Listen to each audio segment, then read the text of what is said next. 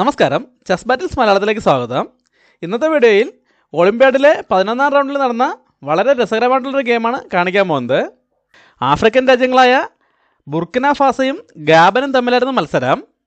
ഈ ഗെയിമിൽ Tally Charles എന്ന പ്ലെയർ വൈറ്റ് സൈഡും ലോംബോ അസർ എന്ന പ്ലെയർ ബ്ലാക്ക് സൈഡുമാണ് കളിക്കുന്നത്. വൈറ്റ് C4 മൂവ് കൊണ്ട് ഗെയിം സ്റ്റാർട്ട് ചെയ്യുന്നു. ബ്ലാക്ക് C6 മൂവ് ചെയ്യുന്നു. ഇത് ഇംഗ്ലീഷ് ഓപ്പണിങ്ങിൻ്റെ കാരോക്കൻ ഡിഫൻസീവ് സിസ്റ്റമാണ്. വൈറ്റ് നൈറ്റിനെ F3ലേക്ക് ഡെവലപ്പ് ചെയ്യുന്നു. ബ്ലാക്ക് D5 മൂവ് കൊണ്ട് C4 പോണിനെ അറ്റാക്ക് ചെയ്യുന്നു. വൈറ്റ് ഇവിടെ ഒരു എക്സ്ചേഞ്ചിലേക്ക് പോവാണ്. പോൺ വെച്ച് പോണിട്ടൊട്ടുന്നു. ബ്ലാക്ക് പോൺ വെച്ച് തിരിച്ചു കിട്ടുന്നു. അതിനുശേഷം വൈറ്റ് D4 മൂവ് ചെയ്യുന്നു. ബ്ലാക്ക് നൈറ്റിനെ F6ലേക്ക് ഡെവലപ്പ് ചെയ്യുന്നു. ഇതോടെ ഗെയിം ഒരു സ്ലാബ് ഡിഫൻസ് സെറ്റപ്പിലേക്ക് വന്നിരിക്കുകയാണ്. ഇവിടെ വൈറ്റ് ബിഷപ്പിനെ ഡെവലപ്പ് ചെയ്യാണ്. ബിഷപ്പിനെ F4ലേക്ക് ഡെവലപ്പ് ചെയ്യുന്നു. ഇപ്പോൾ ഈ ബിഷപ്പ് ഇങ്ങോട്ടേക്ക് മാറിയതോടെ B2 പോണിന് സപ്പോർട്ട് ഇല്ലാതെ ഇരിക്കുകയാണ്. അതുകൊണ്ട് ബ്ലാക്ക് വേഗം ക്വീനെ B6ലേക്ക് ഡെവലപ്പ് ചെയ്തുകൊണ്ട് ആ പോണിനെതിരെ അറ്റാക്ക് കൊടുക്കുന്നു. ഇവിടെ വൈറ്റ് രണ്ട് കാര്യങ്ങൾ ഒരുമിച്ച് ചെയ്യാണ്. ക്വീനെ C2ലേക്ക് ഡെവലപ്പ് ചെയ്തുകൊണ്ട് ആ പോണിനെ സംരക്ഷിക്കുന്നതോടൊപ്പം ബ്ലാക്കിന്റെ ബിഷപ്പിനെതിരെ അറ്റാക്കും കൊടുക്കുന്നു. ബ്ലാക്കും അതുപോലെ ഒരു മൂവ് തന്നെയാണ് ചെയ്യുന്നത്. നൈറ്റിനെ C6ലേക്ക് ഡെവലപ്പ് ചെയ്യുന്നു. ഇതോടെ ആ ബിഷപ്പിനെതിരെയുള്ള അറ്റാക്ക് ബ്ലോക്ക് ആയിട്ടുണ്ട്.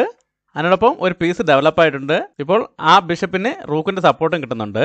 പോരാത്തതിന് ഇപ്പോൾ ഈ D4 പോണിനെതിരെ രണ്ട് പീസുകൾ ഉപയോഗിച്ച് അറ്റാക്കും ആയിട്ടുണ്ട്. അതുകൊണ്ട് വൈറ്റ് ആ പോണിനെ സംരക്ഷിക്കാൻ ശ്രമിക്കുകയാണ്. E3 മൂവ് കൊണ്ട് D4 പോണിന് സപ്പോർട്ട് ചെയ്യുന്നു. ഈ സമയത്ത് ബ്ലാക്കിന്റെ ഭാഗത്തു നിന്നും ഒരു ബ്രില്യൻ്റ് മൂവ് വരെയാണ്.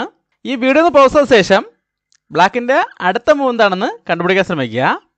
എല്ലാവരും കണ്ടുപിടിച്ചാണെന്ന് പ്രതീക്ഷിക്കുന്നു. ബ്ലാക്ക് ഇവിടെ ഒരു പീസിനെ സാക്രിഫൈസ് ചെയ്യാണ്.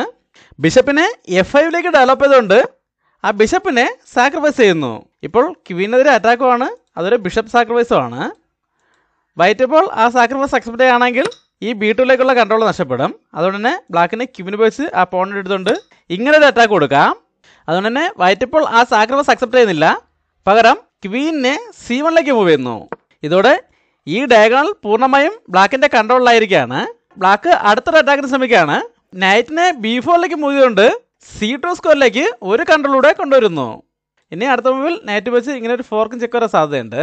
അതുകൊണ്ട് വൈറ്റ് അത് ഡിഫെൻഡ് ചെയ്യാൻ ശ്രമിക്കുകയാണ്. നൈറ്റിനെ A3 ഡെവലപ്പ് ചെയ്തുകൊണ്ട് C2 സ്ക്വയറിലേക്ക് ഒരു കൺട്രോളൂടെ കൊണ്ടുവരുന്നു. ഇവിടെ ബ്ലാക്കിന്റെ അറ്റാക്ക് വളരെ സ്ട്രോങ് ആണ്. ബ്ലാക്ക് എല്ലാ പീസുകളെയും അറ്റാക്കിലേക്ക് കൊണ്ടുവരാണ്. അടുത്തായിട്ട് റൂക്കിനെ C8 കൊണ്ടുവന്ന് വൈറ്റിന്റെ ക്വീനെ അറ്റാക്ക് ചെയ്യുന്നു. ആ റൂക്കിന് ഇപ്പോൾ ബിഷപ്പിന്റെ സപ്പോർട്ട് ഉണ്ട്. ഇതോടെ C2 സ്ക്വയറിലേക്ക് ബ്ലാക്കിന് ഒരു കൺട്രോളൂടെ കിട്ടിയിരിക്കുകയാണ്. ഇവിടെ ഇപ്പോൾ വൈറ്റിന്റെ ക്വീൻ എങ്ങോട്ട് തന്നെ മാറിയാലും അടുത്ത മൂവിൽ നൈറ്റ് വെച്ച് ഫോർക്കും ചെക്ക് കൊടുക്കുകയും ഇവിടെ നൈറ്റുകൾ തമ്മിൽ എക്സ്ചേഞ്ച് ചെയ്ത ശേഷം റൂക്കിനെ വളരെ പ്രധാനപ്പെട്ട ഈ രണ്ടാം നിരയിലേക്ക് കൊണ്ടുവരികയാണ് വൈറ്റിന്റെ ഉദ്ദേശം. എന്നാൽ വൈറ്റ് ഇപ്പോൾ ക്വീനിനെ അറ്റാക്കിൽ നിന്ന് മാറ്റുന്നില്ല. പകരം ബിഷപ്പിനെ B5 ഡെവലപ്പ് ചെയ്തുകൊണ്ട് ചെക്ക് കൊടുക്കുന്നു. ഇപ്പോൾ ആ ബിഷപ്പിന് ഈ നൈറ്റിന്റെ സപ്പോർട്ടുണ്ട്. ഈ ചെക്ക് അത്ര ഡേഞ്ചർ ഒന്നുമല്ല. ബ്ലാക്കിന് കിങ്ങിനെ D8 മാറ്റിയ ശേഷം നേരത്തെ പ്ലാൻ ചെയ്ത അറ്റാക്ക് അതുപോലെ കണ്ടിന്യൂ ചെയ്യാം. ഇവിടെ ഈ നൈറ്റുകൾ തമ്മിൽ എക്സ്ചേഞ്ച് ചെയ്യുകയാണെങ്കിൽ വൈറ്റിന്റെ ഈ ബിഷപ്പ് കൂടെ അറ്റാക്കിലാവും. അല്ലാതെ തന്നെ ആ ബിഷപ്പിനെ അവിടെ നിന്ന് ഒഴിവാക്കാൻ കഴിഞ്ഞാൽ ഇവിടെ ഒരു ഫോർക്കും ചെക്കിനുള്ള അവസരമുണ്ട്. ഇതിപ്പോൾ ഗെയിമിലെ 10ാമത്തെ മൂവാണ്. രണ്ടുപേർക്കും 1 മണിക്കൂർ കൂടുതൽ സമയമുണ്ട്. ബ്ലാക്ക് ഇവിടെ പല അറ്റാക്കിംഗ് സാധ്യതകളെക്കുറിച്ച് ചിന്തിച്ചുകൊണ്ടിരുന്നതുകൊണ്ടാവും ഇവിടുത്തെ പ്രധാനപ്പെട്ട ഒരു കാര്യം വിട്ടുപോവുകയാണ്. അദ്ദേഹം ഇപ്പോൾ ഈ ചെക്ക് ഒഴിവാക്കുന്നതിനായിട്ട് കിങ്ങിനെ മൂവ് ചെയ്യുന്നില്ല. പകരം നൈറ്റിനെ D7 കൊണ്ടുവന്ന് ചെക്ക് ബ്ലോക്ക് ചെയ്യുന്നു. ഇനി നൈറ്റിനെ ടച്ച് ചെയ്തുകൊണ്ട് ആ നൈറ്റിനെ കളിക്കേണ്ടി വന്നതാണോ എന്നും അറിയില്ല. എന്തായാലും ഈ മൂവിന് ശേഷം ബ്ലാക്ക് തോൽവി സമ്മതിക്കായിരുന്നു.